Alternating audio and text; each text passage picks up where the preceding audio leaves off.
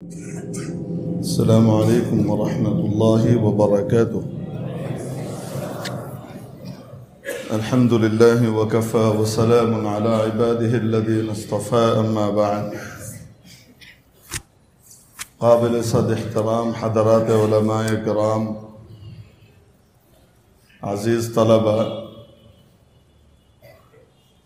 ধর্মপ্রাণ ধর্মভীরু সর্বস্তরের সম্মানিত মুসল্লিয়ান এজাম, আল্লাহ জাল্লা শানুহু আম্মা নওয়ালুহু আমাদেরকে নিজ কৃপা অনুকম্পায় ধন্য করে তার মহান ঘরে হাজিরি দিবার তৌফিক দান করেছেন। শুকর আদায় করি আলহামদুলিল্লাহ। মুআজ্জাজ হাজিরিন, মানুষ যখন জানে যে তার বেডরুমে, তার অফিসে, খাস কামরায়, করিডোরে, সব জায়গাতে ক্লোজ সার্কিট ক্যামেরা লাগানো আছে, সিসি ক্যামেরা লাগানো আছে এবং ওপারে মনিটরের সামনে বসে দক্ষ কয়েকজন অপারেটর সার্বক্ষণিক নজর রেখে চলেছে, প্রতিটি কথাবার্তা, নড়াচড়া ইত্যাদিকে খুঁটিয়ে খুঁটিয়ে লক্ষ্য করছে এবং সেটা যথাযথ জায়গাতে রিপোর্ট করা হচ্ছে, এসিআরে সেটা দাখিল হচ্ছে, সেটার উপরে প্রমোশন নির্ভর করছে অথবা ডিমোশন লেখা হবে, চাকরি থাকবে বা থাকবে না, অথবা প্রমোশন হবে। এটা যখন কোনো মানুষ জানে, শুধু তার অফিসে না, তার ঘরে, তার বাইরে এবং সে অফিস থেকে তার বাড়িতে যাওয়ার যে রাস্তা বা বাড়ি থেকে বাজারে যাওয়ার আসার যে রাস্তা, গাড়ি, সব জায়গাতে ক্যামেরা লাগানো আছে। একটু কল্পনা করে দেখি তো, এই ব্যক্তির চলাফেরা, ওঠা বসা কতটা নিয়ন্ত্রিত হবে?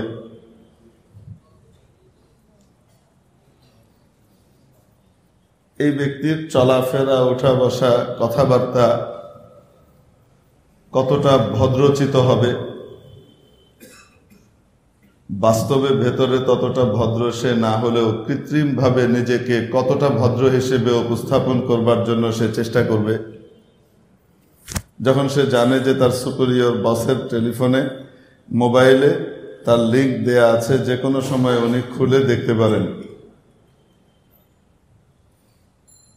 এবং এই শর্তেই চাকরি নিয়েছে।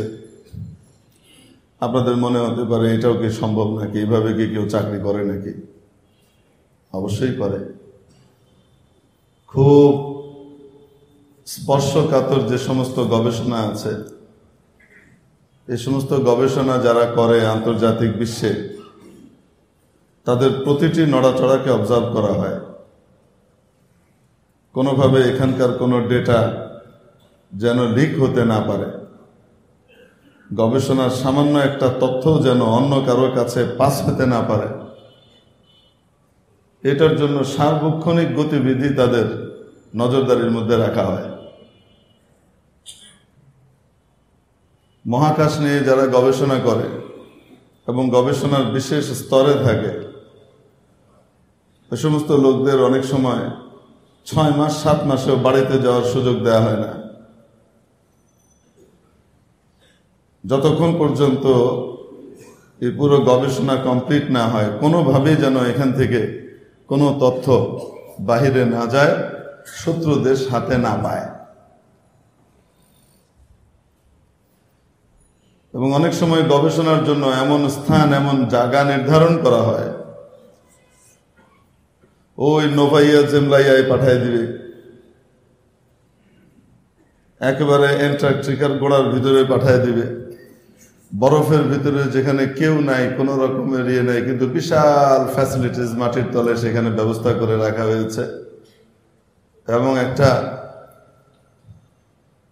একজন প্রেসিডেন্টকে নিরাপত্তা দেবার জন্য যে পরিমাণ ফোর্স নিয়োগ করে রাখে উন্নত বিশ্ব, এর চেয়ে বেশি নিরাপত্তা বলয় সেখানে কায়েম করে রাখা হয়, কোনোভাবে যেন ওখান থেকে কোনো কিছু লিক হতে না পারে। এইভাবেই নজরদারিতে রেখেই প্রতিটা মুহূর্তে উঠা বসা, চলাফেরা। এই গাদা খানিক টাকা দেয়, অনেক কিছু দেয়, কিন্তু এই শর্তে তার সারা জিন্দেগিটাকে বিক্রি করে দিতে হয়, কমপক্ষে এই প্রজেক্ট কমপ্লিট হওয়ার আগ পর্যন্ত। এই বয়ান যদি গ্রামে করতাম তো তাহলে সেটা শীতকালের মানে গরমকালের ওয়াজ শীতকালে হতো। যাদের সামনে করছে তারা আমার চেয়ে অনেক ভালো জানেন।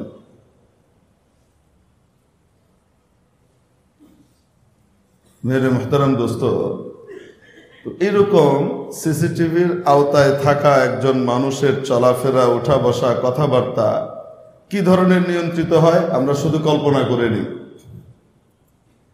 এরপরে আমরা বাস্তবে আসি।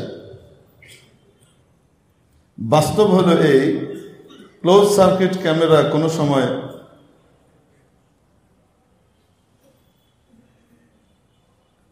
কানেকশন থেকে বিচ্ছিন্ন হয়েও যেতে পারে যে কোনো কারণে।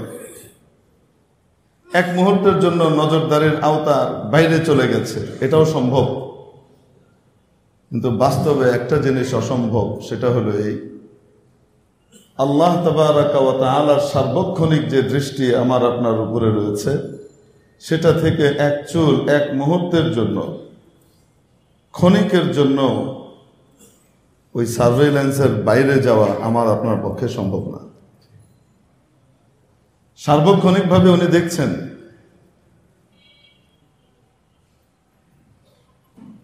শুধু উনি দেখছেন তা না, এবং ওনার দেখাটা কেমন, আল্লাহু আকবার, ওনার দেখাটা কেমন, ওনার শোনাটা কেমন, আমার আপনার শোনা আর দেখার মতো নয়। ইন্নাল্লাহা আলিমুম বিযাতিস সুদূর, মানুষের মনের মধ্যে কি চলে একজন মানুষের থট রিড করা হয়তো কখনো সম্ভব হতে পারে, এক দুইজনের, তিন চারজনের। তার ভাবভঙ্গি, তার চেহারার তার চোখের চাহনি, তার এটা সেটা দেখে কোনোভাবে হয়তো বুঝে নেওয়া যেতে পারে যে তার মনের ভিতরে মনে হয় এটা চলছে, বা কিছুক্ষণের জন্য হয়তো ধরা যেতে পারে, সবগুলো ধরা না গেলেও। আর আল্লাহ তাবারাকা ওয়া তাআলা যত হৃদয় আছে, যত মন আছে, এই মনের মধ্যে কি চলছে খুঁটি নাটি প্রতি মুহূর্তে সবকিছু উনি জানেন। আলিম, সর্বজ্ঞ, মহাজ্ঞানী, সবকিছু জানেন। এই জন্য ইন্ডিয়ার এক বিখ্যাত আলিম আছেন, বহুত বড় মুফতি, যার এক এক কিতাবের কলেবর 22 খণ্ড, 24 খণ্ড ফতোয়ার কিতাব, বিশাল বড় বড়। দারুল উলুম দেওবন্দের অনেক বড় মুফতি, আওলাদের রসুল, রসুল সাল্লাল্লাহু আলাইহি ওয়াসাল্লামের বংশধর। মজার ব্যাপার হলো বাপের দিক থেকেও রসুলের বংশধর, মায়ের দিক থেকেও রসুলের বংশধর। হযরত আল্লামা মুফতি শেখ সৈয়দ সালমান মনসুরপুরি দামাত বারাকাতুহুল আলিয়া, হযরতের এক কিতাব আছে, আল্লাহ সে শর্ম কিজিয়ে, আল্লাহকে লজ্জা করেন। লজ্জাই যদি কাউকে করতে হয় তাহলে আল্লাহকে করেন। কোন বান্দা যদি তার আল্লাহর সাথে লজ্জার দৃষ্টিটা বহাল রাখে, তার থেকে গুনাহ হতেই পারে না। সে গুনাহটা করবে কিভাবে? প্রতি মুহূর্তে যে আল্লাহ আমাকে দেখছেন, আমার প্রতিটি কথা শুনছেন, আমার প্রতিটি কথা তিনি জানছেন, এবং যিনি আমাকে অস্তিত্বহীন থেকে অস্তিত্বের এত সুন্দর রূপ দান করেছেন, নাপাক পানির ফোঁটার মধ্যে কুদরত চালিয়ে এত চমৎকার সুন্দর চেহারা আমাকে আপনাকে দান করেছেন, সে আল্লাহ তাবারাকা ওয়া তাআলা দেখছেন, শুনছেন, আমি তার নাফরমানিটা করি কিভাবে? এই যে লজ্জা, এই লজ্জার ব্যাপারে রাসূল পাক সাল্লাল্লাহু আলাইহি ওয়াসাল্লাম হাদিস শরীফে ইরশাদ করেন, আল ঈমানু বিদউন ওয়া সাবউনা শু'বা, ফি রিওয়ায়াতিন উখরা আল ঈমানু বিদউন ওয়া সিত্তুনা শু'বা। আউয়ালুহা শাহাদাতু আল্লা ইলাহা ইল্লাল্লাহ ওয়া আশহাদু আন্না মুহাম্মাদান আবদুহু ওয়া রাসূলুহু ওয়া আখিরুহা ইমাতাতুল আযা আনিত তারিক ওয়াল হায়াউ শু'বাতুম মিনাল ঈমান। ঈমানের শাখা প্রশাখা আছে। ঈমানের ৭৭টার মতো, অন্য রিওয়ায়াতে ব্যাখ্যা সহ এসেছে ৭০টার উপরে, কোন রিওয়ায়াতে ৬০ ঊর্ধ্ব শাখা প্রশাখা রয়েছে।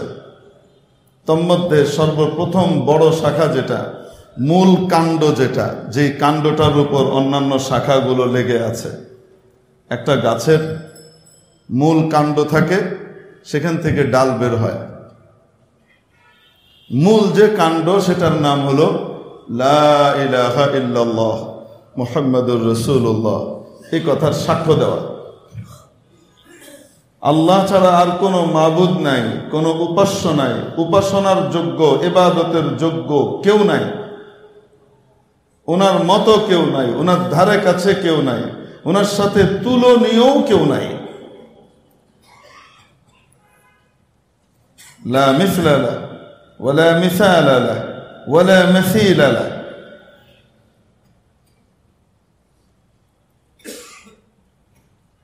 ওনার বিপরীতে দাঁড়াতে পারে এরকমও কেউ নাই। আচ্ছা, ওনার মতো না তো বিপরীত, সেটাও নাই।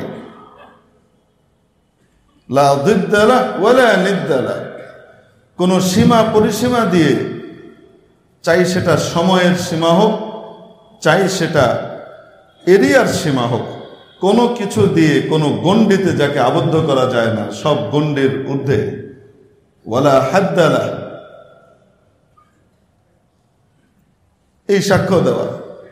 আর ইহকাল পরকালের মুক্তি, কল্যাণ, কামিয়াবি, এটা নিশ্চিত করবার জন্য প্রতিটি কাজের স্যাম্পল হিসেবে পাঠানো হয়েছে মহান আল্লাহর পক্ষ থেকে দয়ার নবী নবীজি মুহাম্মদুর রাসূলুল্লাহ সাল্লাল্লাহু আলাইহি ওয়াসাল্লামকে আমার জীবনের অনুসরণীয়, অনুকরণীয়, বরণীয় একমাত্র ব্যক্তি হিসেবে আমি গ্রহণ করে নিচ্ছি। নবীজি মুহাম্মদুর রাসূলুল্লাহ সাল্লাল্লাহু আলাইহি ওয়াসাল্লামকে আমার প্রতিটি কাজে আমি ওনাকে ফলো করব, আমি ওনার ফলোয়ার, এই কথার স্বীকৃতি দেওয়ার নাম হলো ঈমান।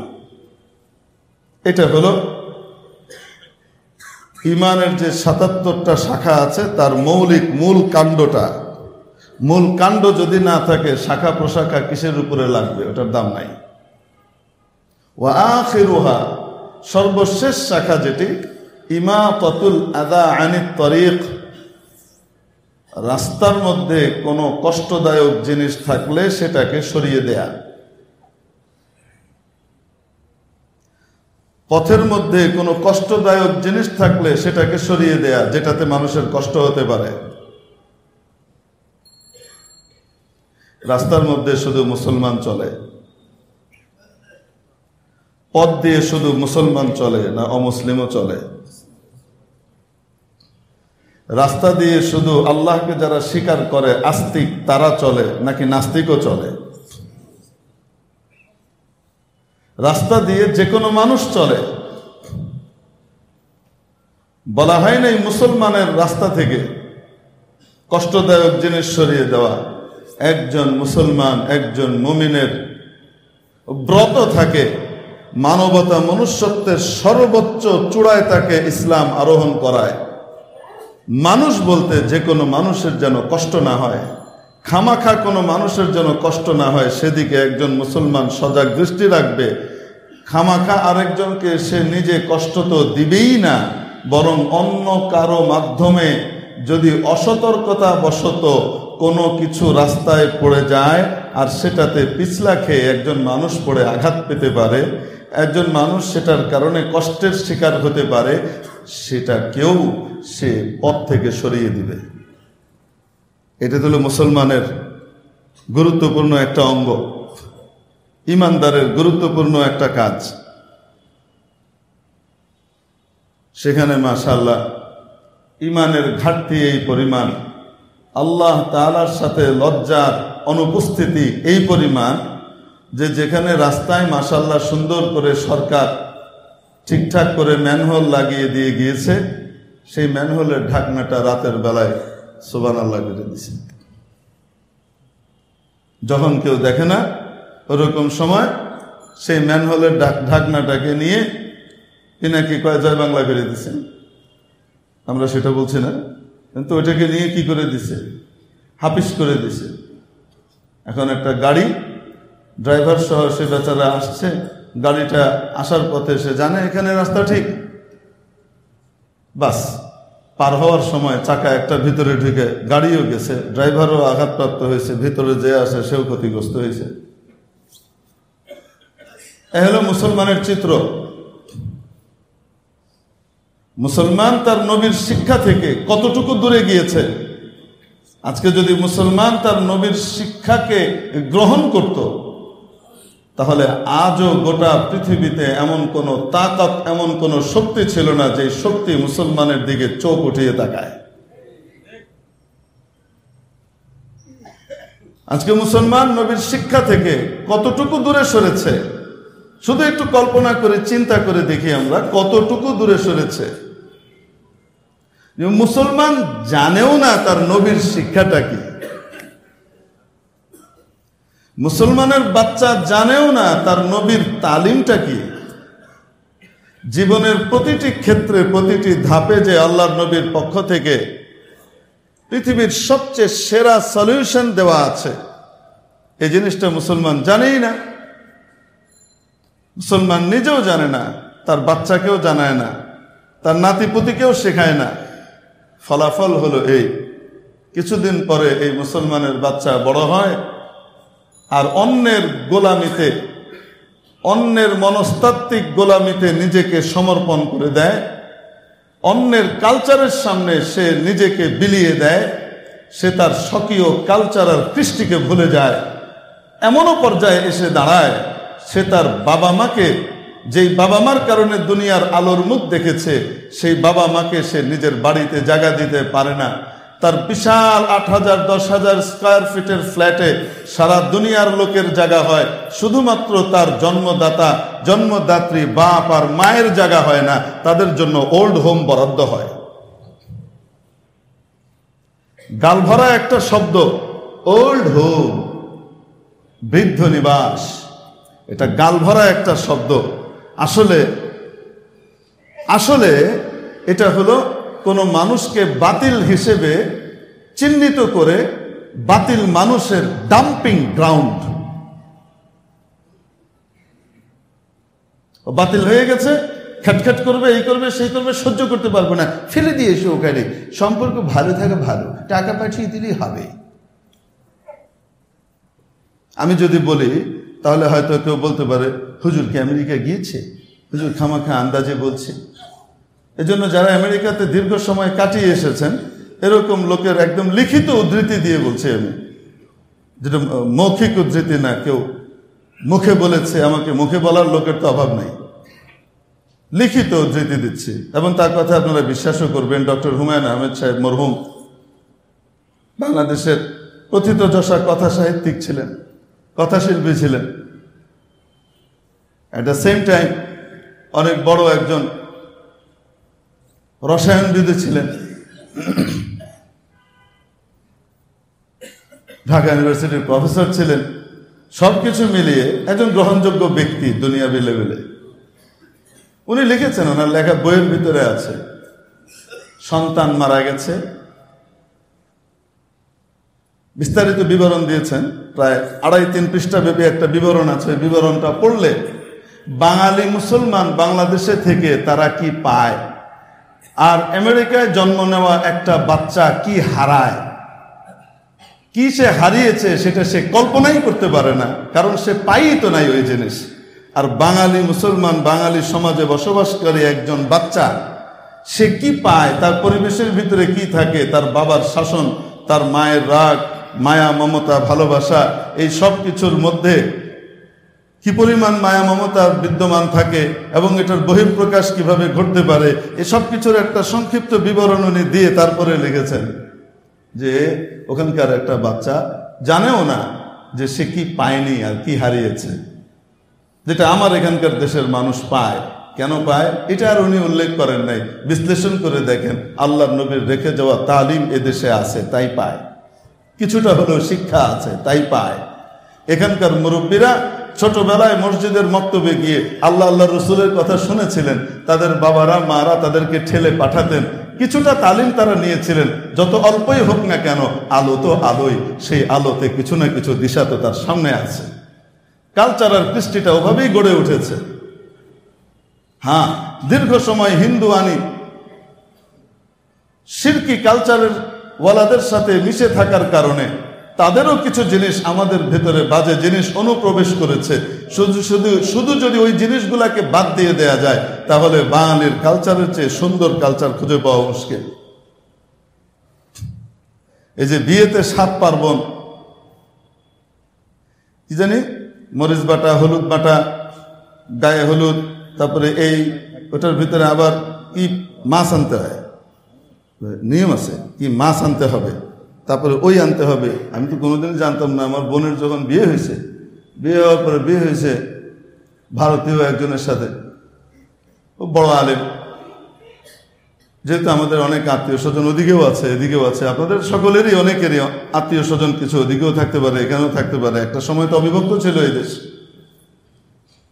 তো ওখান থেকে ওনাদের আত্মীয় স্বজনরা এসছেন, এসে আমাকে জিজ্ঞেস করছেন আমার সাথে, আচ্ছা মানে আপনাদের এখানকার নিয়ম কি, কালচারটা একটু বলুন তো দেখি, আমরা তো জানি নি, তো ওখানে এতে আমরা তো এই জিনিসের ব্যবস্থা করেছি, ওখানে আর কিছু। আমি বললাম ওটাও তো লাগবে না, যেটা ব্যবস্থা করেছেন ওটাও আমাদের এখানে দরকার নেই। আমাদের এখানে ইসলামী বিয়ে খুব সাদামাটা, কিছুই নাই।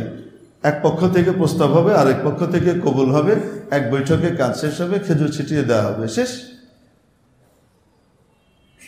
বাকি ইসলামের ভিতরে নারী পক্ষের মেয়ে পক্ষের খাওয়া বলে কোনো কিছু নাই। ইসলামে আছে খাওয়াবে সাধ্য মতো বর পক্ষ,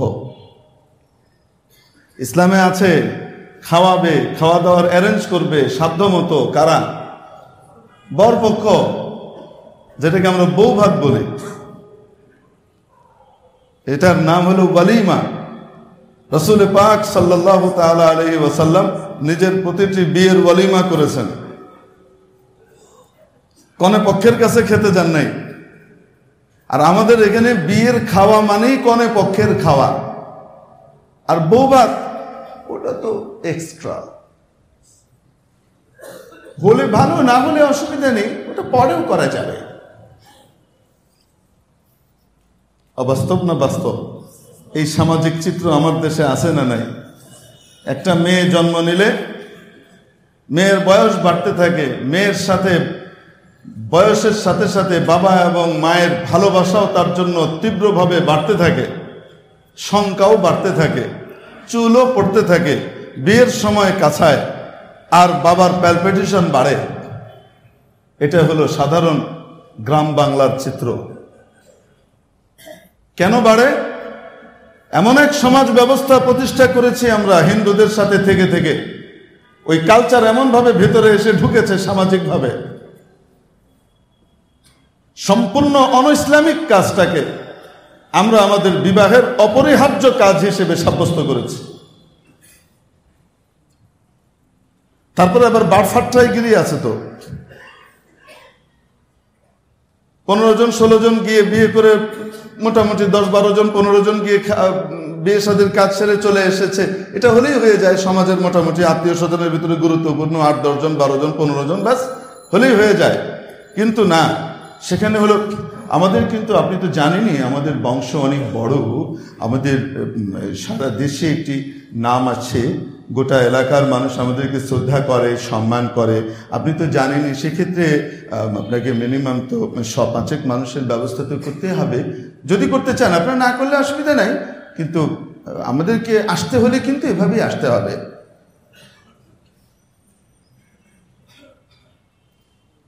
এই টাইপের ঘোড়ার ডিম মার্কা কথাবার্তা আমাদের দেশে নাই মনে হয়।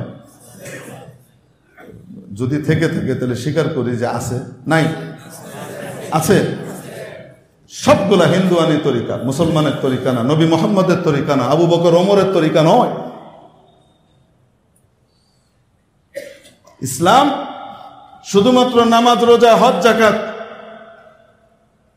বক্তব্য, বিবৃতি, বয়ান আর আলোচনা এতটুকুর ভিতরে সীমাবদ্ধ নয়, বরং কেউ বিনা দাওয়াতে কোনো জায়গায় গিয়ে খেয়ে চলে আসা। রাসূলুল্লাহ সাল্লাল্লাহু আলাইহি সাল্লাম বলেন যে সেখানে ইনভাইটেড নয়। অনেক সময় মুখে ইনভাইট করতে পারে নাই, ছুটে গিয়েছে, ভুলে গেছে, কিন্তু আসলে তাকে ইনভাইট করা এটা তার একদম মনের ভিতরে গাঁথা ছিল। এরকম ইনভাইটেশন ভিন্ন জিনিস, এটা এক্সেপশন। কিন্তু ইনভাইট করা হয় নাই, তাকে দাওয়াত দেওয়া হয় নাই, বিনা দাওয়াতে গিয়ে ভিতরে যে পেট পুরে খেয়ে দিয়ে চলে এসেছে। আপনি কোন পক্ষের? আমি ছেলে পক্ষের। আপনি কোন পক্ষের? আমি কনে পক্ষের। গায়ে দুইটাকে বান ফাও খাইতে আইছে, মুসলমানের খাওয়ান খাইতে আইছে, কনে পক্ষের আর বর পক্ষের। এরকম কাহিনীও ঘটে। এবং ছাত্র অবস্থায় এগুলা করাকে না বলে যে খেয়ে আসাকে এটা একটা মজার বিষয় মনে করা হয়। যেহেতু সবাই করে, তো এটার কারণে বাচ্চারা মনে করে এটাও একটা দুষ্টামি। ছাত্র যখন থাকে, ছাত্র অবস্থায় রুল ব্রেক করা এটা একটা স্বভাবজাত বিষয় হয়। আইনটা একটু যদি অমান্য করা যায়, তাহলে সে মনে করে আমি একদম পরিপূর্ণ সাকসেসফুল হয়ে গেলাম, 1 নম্বর হয়ে গেলাম। এটা বাচ্চাদের একটা প্রবণতা থাকে, কারণ তার ভিতরে একটা ক্রিয়েটিভিটি থাকে, নতুন কিছু করব আমি। ইনোভেশনের একটা কি থাকে, থাকে যে কিছু একটা করতে হবে, তো ভালো কিছু করতে না পারলে কমপক্ষে দুষ্টুমি কিছু করে আসি। ঢাকা ইউনিভার্সিটি এবং বুয়েট টুয়েটের আশপাশের যে বিয়ে শাদীগুলা হয়, এরা কড়া পাহারা বসায় যে ভালো করে দেখ, দুষ্টুমি করে ছেলেপেলেরা, তো করে। আমার এখানে এক মুরব্বী আছে, নিজের ঘটনা। আমার আব্বার ব্যাচমেট বুয়েটে, অন্য ডিপার্টমেন্টে ছিলেন, ইলেকট্রিক্যাল ডিপার্টমেন্টে। উনি আমাদেরকে ঘটনা শুনিয়েছেন মজা করে যে ভাইয়া আমরা ওখানে যেতাম, মজা করে 4-5 জন এইরকম বড় একটা গিফটের বক্স সাজাইতাম, তার ভিতরে কি ইট, ভিতরে কি ইট, ইট টিট ভালো করে বেঁধে উপর দিয়ে সুন্দর করে বক্স টক্স দিয়ে র্যাপিং পেপার দিয়ে মুড়িয়ে টুড়িয়ে এরকম মোছন করে নিয়ে যাচ্ছে। বাবারে কত ভারী ডিনার সেট যেন। 3-4 জন মিলে, আচ্ছা 8-10টা ইট যদি ভিতরে থাকে, তো এটা উঠানো একজনের পক্ষে তো এমনি কঠিন। এরকম করে গিফট দিতাম। 4-5 জন আমরা যারা গেছি তাদেরকে জামাই আদরে আরে আসেন নিয়ে ভিতরে বসে একদম ভালো করে খাইয়ে দাইয়ে ছেড়ে দিত।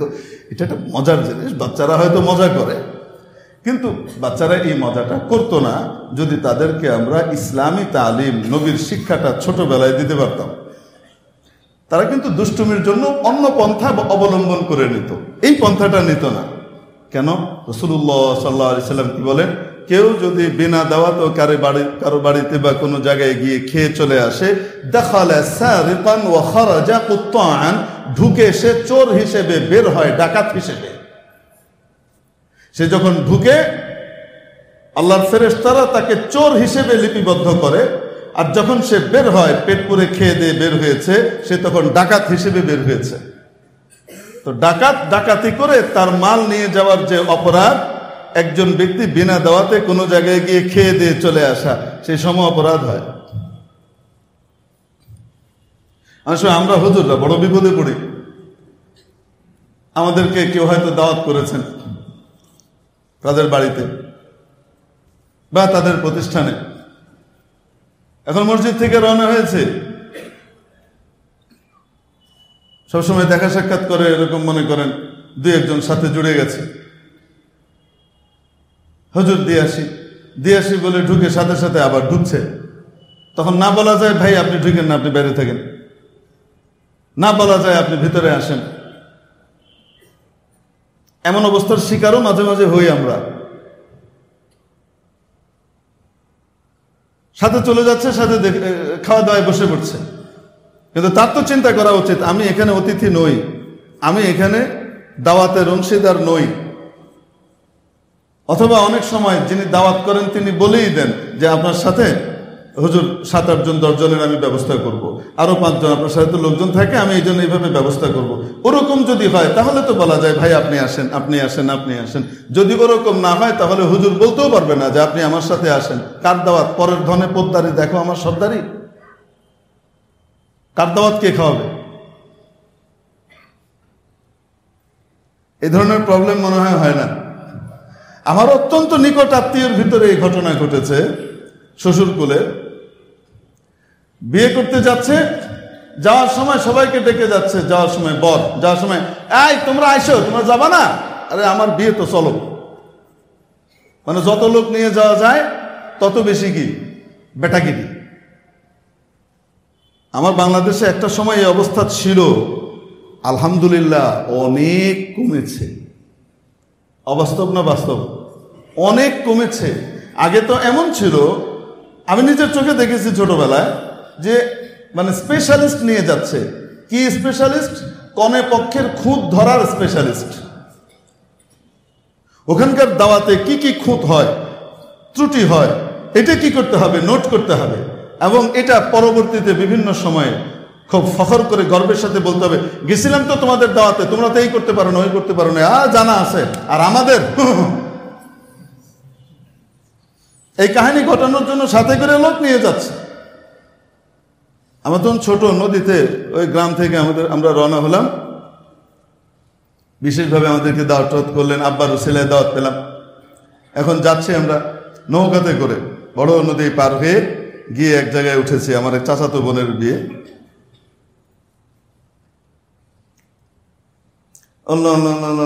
যাওয়ার পরে ওখানে কি সুন্দর খাওয়া দাওয়া করালো, আদর আপ্যায়ন করালো, সব কিছুতে মানে খুঁত হলে, ত্রুটি হলে তো অটোমেটিক ধরা পড়ে, এটা তো বলা লাগে না। আমরা বাচ্চারা, আমাদের বাচ্চাদের চোখে যেটা ধরা পড়ে না, তার মানে ওটা ত্রুটি না।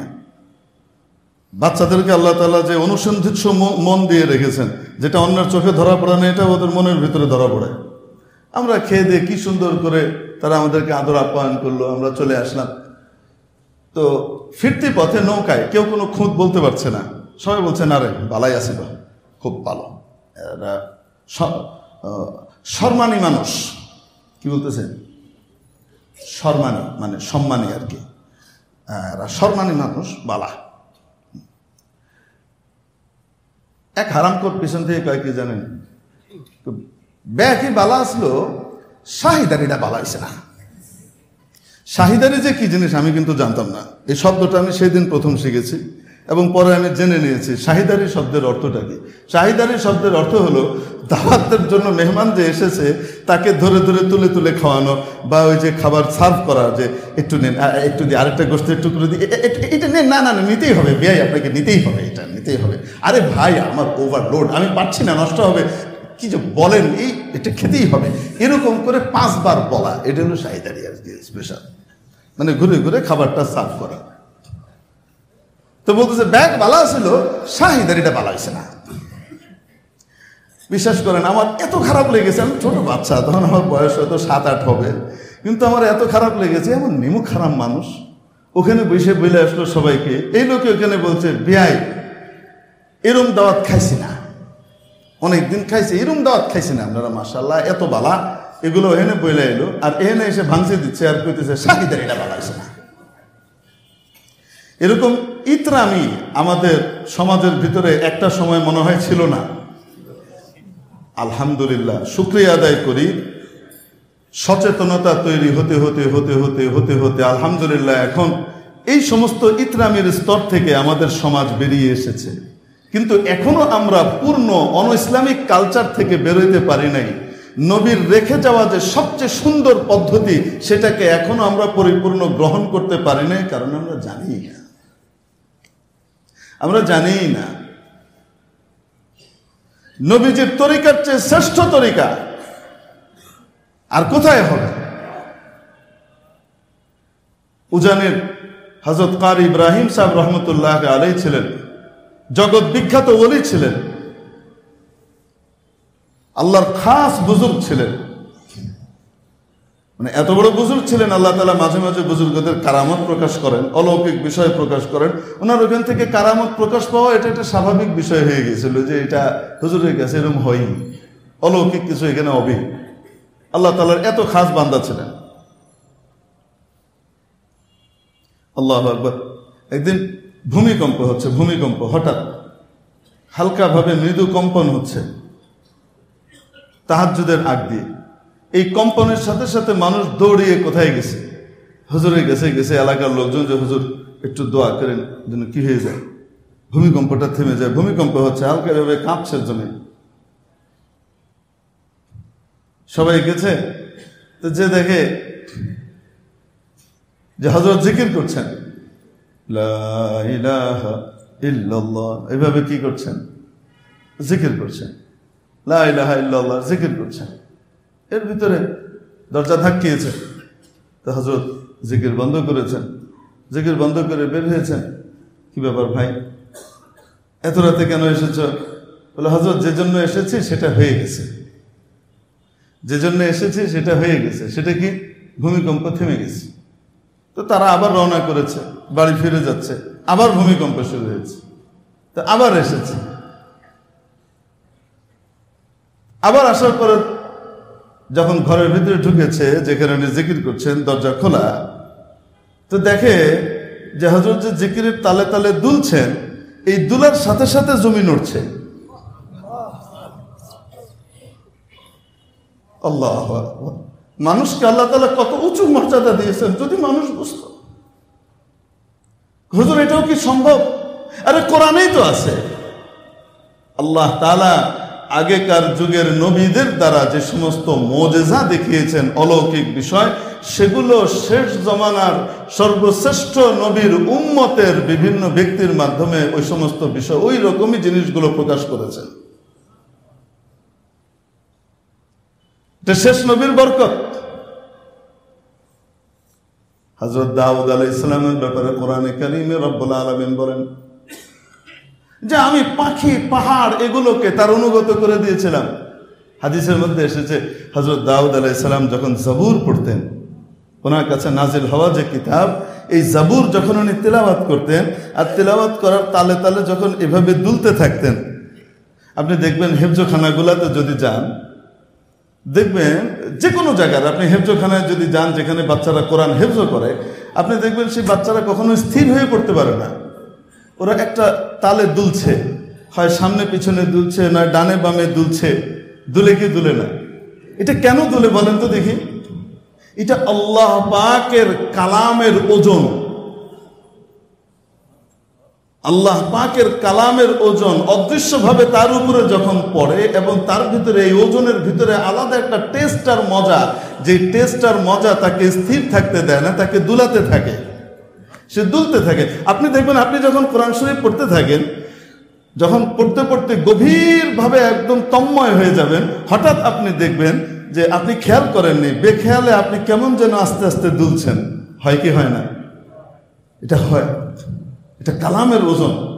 তো হযরত দাউদ আলাইহিস সালাম যখন জাবুর পড়তেন, এই পড়ার সময় যখন উনি দুলতে থাকতেন, ওনার দুলার সাথে সাথে যেই জমিনে বসে আছেন সেই জমিন দুলত, সেই জমিনের সাথে সম্পৃক্ত কাছের দূরের যে পাহাড়, এই পাহাড়গুলোও এভাবে দুলতে থাকতো।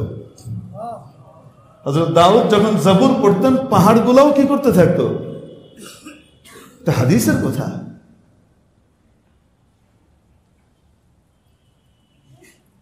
হযরত মুসা আলাইহিস সালামকে আল্লাহ তাআলা মুজিজা দেখাইলেন। সুবহানাল্লাহি ওয়া বিহামদিহি, কি মুজিজা! পানি ফাঁক করে দিলেন, তলা দিয়ে হেঁটে চলে গেল সবাই। লোহিত সাগরের পানিকে সরিয়ে দিলেন, 12টা ভাবে ভাগে ভাগ হয়ে গেল রাস্তা। আর সাগরের তলদেশ দিয়ে মুসা আলাইহিস সালাম সহকারে ওনার পুরা টিম কি হয়ে গেল? বেরিয়ে গেল। তারা 12 গোত্র ছিল, তো 12 গোত্রের জন্য 12টা রাস্তা করে দেয়া হয়েছিল। এটা তো হলো ওই জমির নবীর মুজিজা, অলৌকিক বিষয়। হযরত আলা আল হাদরামি রাদিয়াল্লাহু তাআলা আনহু, হাদারামাউত ইয়ামানে বাড়ি ছিল ওনার, রাসূলুল্লাহ সাল্লাল্লাহু আলাইহি ওয়াসাল্লামের সাহাবী। বাহরাইনের বিজয়ের জন্য যখন পাঠানো হলো, তো তখন ওইটার সিপাহ সালার ছিলেন। গিয়ে যখন পৌঁছেছেন, পারস্যদের দখলে ছিল। পৌঁছার পরে বড়, এত বড় নদী যে এই পার থেকে ও পার দেখা যায় না, এরকম বড় নদীকে আরবিতে তারা সাগরই বলে, বাহার বলে, নাহার বলে না।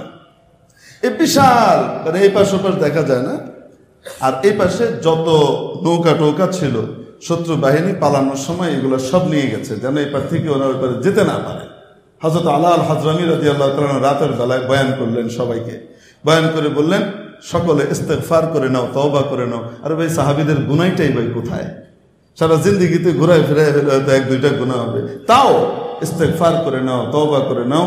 কারণ আল্লাহর সাহায্য গুনাহগারের সাথে আসে না, গুনাহগারের সাথে আল্লাহর সাহায্য আসবে না। সবাই ইস্তেগফার করো। ইস্তেগফার হলো, দোয়া হলো, রাতের বেলায় কান্নাকাটি হলো।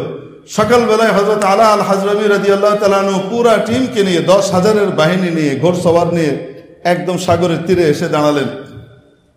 দাঁড়িয়ে বললেন, ও আল্লাহর নবীর সৈনিকরা, ও আল্লাহর বান্দারা, তোমরা সেই উদ্দেশ্য পালনের জন্য যাচ্ছ যেই উদ্দেশ্যে গোটা মানব জাতিকে আল্লাহ তৈরি করেছেন।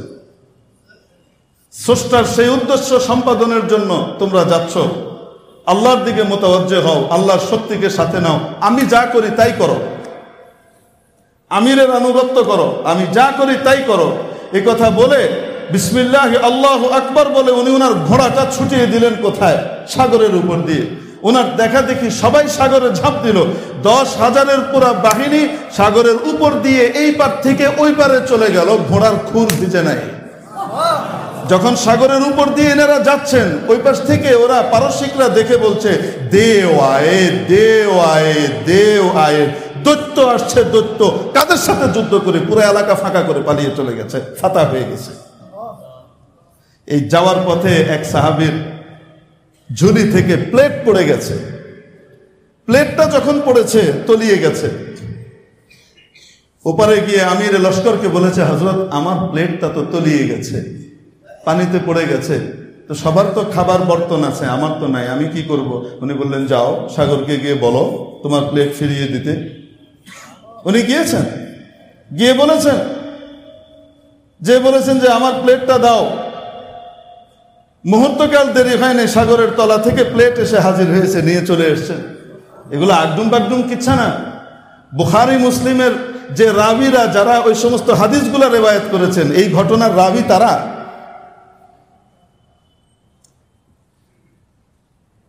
তো আল্লাহ তাআলা মূসা আলাইহিস সালামকে তো মুজিজা দেখিয়েছেন, সাগরের তল দিয়ে, সেই মাটি দিয়েই তো পার হয়েছে ওনার উম্মতরা, মাটির উপর দিয়ে, আর এরা পার হয়েছে পানির উপর দিয়ে। আল্লাহ তাআলা এই জিনিস দেখান। হযরত দাউদ আলাইহিস সালামের সেই মুজিজা এক ছটা হযরত কারি ইব্রাহিম সাহেব রহমতুল্লাহ আলাইহিকে দিয়ে আল্লাহ দেখিয়েছেন। তিনি দুলছেন, জমিন দুলে, জিকিরের তালে তালে জমিনও দুলে, মনে হয় যেন ভূমিকম্প হচ্ছে, আসলে ভূমিকম্প না। এত বড় ওলি ছিলেন। ওনার মেয়ে আছে, বিয়ে হবে। আল্লাহ আল্লাহ আল্লাহ আল্লাহ আল্লাহ আল্লাহ। ব্রাহ্মণবাড়িয়ার ফখরে বাঙ্গাল নামে খ্যাত ছিলেন হযরত মাওলানা তাজুল ইসলাম সাহেব রহমতুল্লাহ আলাইহি। তখন মাত্র সদ্য পাশ করে এসেছেন, মাওলানা সাহেব হয়ে আসছেন, টকবগে তরুণ যুবক। তো হযরতের দরবারে বসেছেন, হযরত কারি ইব্রাহিম সাহেব রহমতুল্লাহ আলাইহির দরবারে বসে বয়ান শুনছেন। বয়ান শেষ হওয়ার পরে যখন লোকজন চলে যাচ্ছে, উনি গিয়ে বলেছেন, হযরত আমি শুনেছি আপনার বিবাহের উপযুক্ত একটা মেয়ে আছে, আমারও বিয়ের দরকার, যদি আপনি ভালো মনে করেন আমি আপনার মেয়েকে বিয়ে করতে চাই। আচ্ছা বলেন তো দেখি, আমার আপনার কাছে যদি কেউ এসে কয়, আমি কি করব? বিয়ে দিব কি দিব না ওটা তো পরের কথা, বলবো তুমি একটু বসো বাবা, স্যান্ডেল আর জুতা তুমি কি এটা চিনো? কোথাকারকে তুমি এসেছো আমার কাছে এরকম প্রস্তাব দিতে? ইসলাম এত সাদামাটা, এত খোলামেলা, এটা কল্পনা করা যায় না। বাস্তব ধার্মিক একদিন, বাস্তব ধার্মিক দিন। রাসূলের যুগের থেকে ঘটনা শুনেলে আমি শোনাতে পারতাম, এখন সময় নেই, বলবো না। তো উনি বলেছেন, আচ্ছা ঠিক আছে, হ্যাঁ আমার তো মেয়ে আছে, তো তুমি বিয়ে করবা? জি, বসো। এখন প্রশ্ন হলো, আমিও আপনি সেই কাজ করবো কিনা? জি না। কারি ইব্রাহিম সাহেব রহমতুল্লাহ আলাইহির অন্তর্দৃষ্টি আল্লাহ দিয়ে রেখেছিলেন। ছেলে যখন বলেছে, সাথে সাথে তার দিকে তাকিয়ে দিলের ভিতরে সাক্ষী এসেছে, এই ছেলে উল্টাপাল্টা টাইপের না, ঠিক আছে। তো আমার আপনি যদি মনে করেন আমি কারি ইব্রাহিম সাহেব হয়ে গেছি, আমি আপনি, তাহলে কিন্তু ধরা খাবেন। তো আমার আপনার দায়িত্ব হলো ন্যূনতম খোঁজ খবর হলেও কমপক্ষে নেওয়া। বুঝাতে পেরেছি? আবার এটা ওইটা লাগাই দিয়ে না। ন্যূনতম খোঁজ খবর যেটা নেওয়ার সেটা নিতে হবে। তবে হ্যাঁ, কখনো খারাপ ব্যবহার করতে নাই। কেউ বিয়ের প্রস্তাব দিয়েছে, আচ্ছা বাবা, আল্লাহ তাআলা তো লিখেই রেখেছেন তোমার জন্য যদি আমার মেয়েকে আল্লাহ বরাদ্দ করে রাখেন অবশ্যই তুমি পাবে বেটা। আর যদি না লিখে রাখেন তাহলে আমি চাইলেও তো দিতে পারবো না। ঠিক আছে, আমি দেখবো, তোমার নাম ঠিকানা দিয়ে যাও। হতে পারে কি পারে না? উনি প্রস্তাব দিয়েছেন, আচ্ছা ঠিক আছে, বিয়ে দিয়ে দিয়েছেন। বাড়ি কোথায় বাবা? অমুক জায়গায়। আচ্ছা ঠিক আছে। উনি ঘরে গিয়েছেন, গিয়ে মেয়েকে জিজ্ঞেস করেছেন, মা তোমার বিয়ে দিয়ে দিই, একটা ভালো ছেলে পেয়েছি। যে আব্বা জান, আপনি যা মনে করেন। এসে বিয়ে দিয়ে দিয়েছেন উনি। বিয়ে দিয়ে দিয়ে রাতের বেলায় সন্ধ্যা হওয়ার পরে নিজের মেয়েকে রেডি করে নিয়ে বলতেছেন, মা চলো, কি সুন্নত পালন করে আসি, চলো। মেয়েকে নিয়ে ছেলের বাড়িতে চলে গেছেন। এই যে বাবা, মেয়েকে বোঝাই দিলাম, ন কয় হাজার লোকের দাওয়াত করতে হয়েছে? কয় হাজার লোকের দাওয়াত করতে হয়েছে? বিয়ে তো ইসলামের ভিতরে এত সহজ, এত সুন্দর। হিন্দু আনি পার্বণ গুলো আমাদেরকে শেষ করে দিয়েছে। কিন্তু আমরা জানি না ইসলামের তরিকা কি, সাহাবীরা কিভাবে বিয়ে করতেন। এক সাহাবী আরেক সাহাবীকে বলছেন, যাও গিয়ে একটু আমার ব্যাপারে প্রস্তাব দাও, যে আমার বিয়ে দরকার, ওই বাড়িতে মেয়ে আছে, ভালো মেয়ে আছে, খবর পেয়েছি, তুমি যাও একটু প্রস্তাব দিয়ে এসো।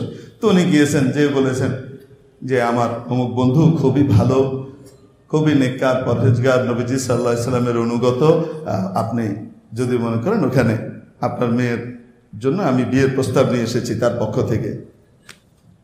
তো মেয়েওয়ালারা বলেছে, তাকে তো চিনি না, তবে তুমি যদি চাও তো তোমার সাথে বিয়ে দিয়ে দিতে পারি।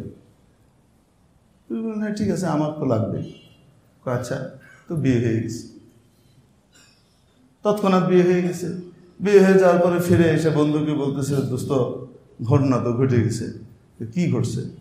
এরকম আমি গিয়ে প্রস্তাব দিয়েছি, যথাযথভাবেই বলেছে যেভাবে তোমার জন্য বলা দরকার। তো তারা আমাকে জিজ্ঞেস করেছে, তুমি বিবাহিত কিনা? আমি বলছি যে না। তো আমাকে বলছে যে তাকে তো অত চিনি না, তোমাকে চিনি না, তুমি যদি বলো তো তোমাকে বিয়ে দিয়ে দিতে পারি, তোমার কাছে দিতে পারি। তো আমি তো বিয়ে করে চলে আসছি। আমি আপনাদেরকে একটা সিম্পল কোশ্চেন করি, মানে আমার মনে কি আসতো আমি সেটা হিসেবে আপনাকে জিজ্ঞেস করি। এইরকম দোস্তের সাথে সামনে খুব খাতির থাকতো, কি কইতাম? মোহে কইয়ার না কই মনে মনে কইতাম, শালার পর শালা, তুই এত বড় খবিস, তুমি যে এইরকম গাদ্দার, এটা তো আমি জানতাম না, তোমারে আমি পাঠাইছি আমার লিগে, তুমি কাম সেরে আয় বসছো। মনে মনে কইতাম কিনা বলেন? আর আমাদের আর সাহাবীদের ভিতরে কি পার্থক্য দেখেন। যখন সাহাবীর কাছে এই ঘটনা এসে বলেছে যে ওরা তো আমার সাথে বিয়ে দিয়ে দিছে, তোমাকে দেয় নাই, এখন কি করব বলো। তো ইনি কি বলতেছেন জানেন? ইনি বলতেছেন, ইন্না লিল্লাহ ইন্না লিল্লাহ। কত বড় লজ্জার কথা, কত বড় লজ্জার কথা। আল্লাহ তাআলা যাকে আপনার জন্য বরাদ্দ করে রাখছেন, তোমার জন্য বরাদ্দ করে রাখছেন, তার জন্য আমি প্রস্তাব পাঠাইছি, এটা কত বড় লজ্জার কথা ভাই, মুবারক হোক। এই হলো সাহাবী আর আমরা। এজন্য আমাদের ঈমান, আমাদের আমলকে সাহাবীদের মতো বানানোর জন্য চেষ্টা করতে হবে। তো বলছিলাম যে লজ্জা, ওই বিয়ের খাওয়া দাওয়া, এখান থেকে আমরা এসেছিলাম, আলোচনা শেষ হয়নি। আল্লাহ তাআলা এতটুকুর উপরে আমাদেরকে আমল করবার তৌফিক দান করেন। ওয়া আখিরু দাওয়ানা আলহামদুলিল্লাহি রাব্বিল আলামিন। 4 রাকাত কাবলা জুমা সুন্নাত।